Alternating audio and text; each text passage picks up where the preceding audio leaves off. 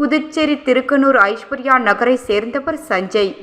AC மெக்கானிக்கான இவர் சீத்தலம்பேட்டை பகுதியை சேர்ந்த கல்லூரி மாணவர் இளங்கோ என்பவருடன் திருக்கனூர் சிவன் கோயில் எதிரே உள்ள வாலிபால் மைதானத்தில் தனது செல்போனில் ஃப்ரீ ஃபயர் ஆன்லைன் கேம் விளையாடி கொண்டிருந்த பொழுது ஆன்லைனில் இருவருக்கும் இடையே வாய்த்தகராறு ஏற்பட்டுள்ளது.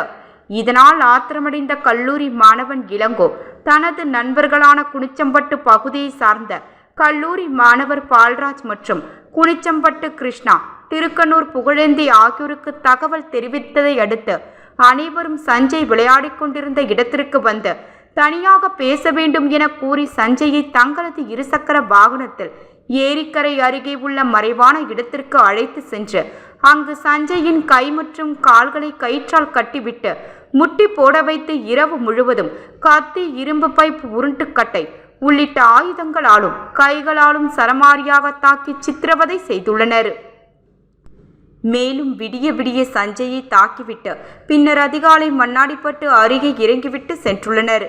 மேலும் நடந்த சம்பவம் குறித்து வெளியே கூறினால் கொலை செய்து விடுவதாகவும் மிரட்டிவிட்டு சென்ற நிலையில் தொடர் தாக்குதல் காரணமாக சஞ்சய் அங்கேயே மயங்கி விழுந்துள்ளார்.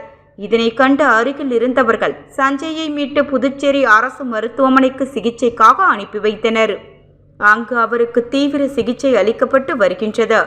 இதனிடையே இச்சம்பவம் குறித்து சஞ்சய் கொடுத்த புகாரின் பேரில் திருக்கனூர் போலீசார் வழக்கு பதிவு செய்து கல்லூரி மாணவர்களான சீத்தலம்பட்டு பகுதியை சேர்ந்த இளங்கோ, குனிச்சம்பட்டு பால்ராஜ் மற்றும் புகழேந்தி என கல்லூரி மாணவர்கள் இருவர் உட்பட 3 பேரை போலீசார் கைது செய்து நீதிமன்றத்தில் ஆஜர்படுத்தி காலாப்பட்டு மத்திய சிறையில் அடைத்த நிலையில் தலைமறைவாக உள்ள கிருஷ்ணாவை தீவிரமாக தேடி வருகின்றனர்.